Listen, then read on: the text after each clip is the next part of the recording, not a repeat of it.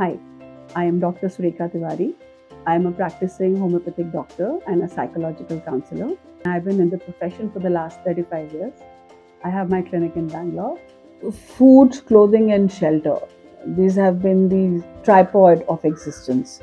They're supposed to be the basic needs of every human being. And why they are considered the basic needs of human being is basically because survival depends on them. Food is a big deal here because food gives you a sense of security.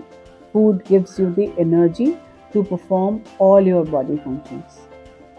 Food, to a large extent, also gives you the means and the method to grow, to develop. Now, with all these attributes to food, it also adds on to be a stress manager. Because whenever you're under stress, what exactly are you stressed about? Something in your environment is threatening your being or you're threatening your peace of mind. So there, food becomes a very, very easy thing to lay your hands on. And then there are certain food fads that a lot of people have. We've all heard about chocolates, we've heard about chips, we've heard about how children don't eat the whole day, but if you give them a pizza, they will devour the whole pizza in the night. So food to become a stress buster and for food to be chosen as a method of dealing with a disorder can itself become a disorder, what we call the eating disorder. I've dealt with quite a few children who've had eating disorders, who eat disproportionately in the first place. They eat at all the wrong times, all the wrong things, knowing fully well that those things are not the best for them. And then they have an elephant-sized guilt the next morning. Maybe we should not have eaten it. I'm sure all of us have gone through those moments. Once here, once there.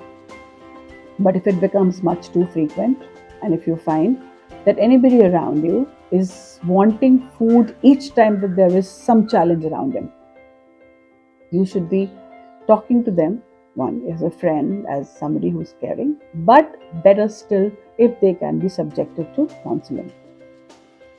With mindful eating, with a whole lot of talks, this can be brought first to the fore.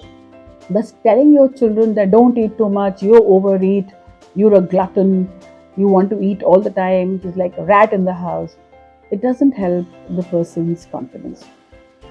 You have to understand that like other disorders, this is also a disorder and this can be dealt with. There are medicines, there are certain kinds of therapies and things like chewing gum, bubble gum, chewing on soft, not bad as pan also can be taken. All those can also help you curb your appetite. And we generally have to understand it's not really about appetite. It is about just a desire to eat because you're feeling insecure. So a little hug maybe from the mother. So when you think your child is tending to eat, so a little hug, a little distraction of not pointing out that the child is eating, but rather giving him a task in the house.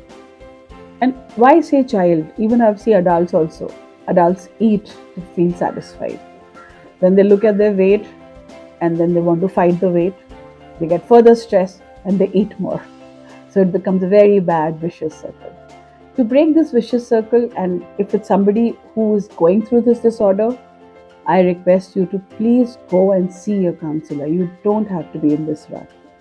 And if you're somebody who knows somebody else has a disorder, be a friend to them. Do not point out to their plate. Rather, get them to see something to eat. Distraction works. Chewing on a lot of things works.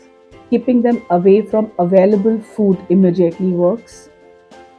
Making sure that on a quieter day when they're not eating, that is the time when you address it works.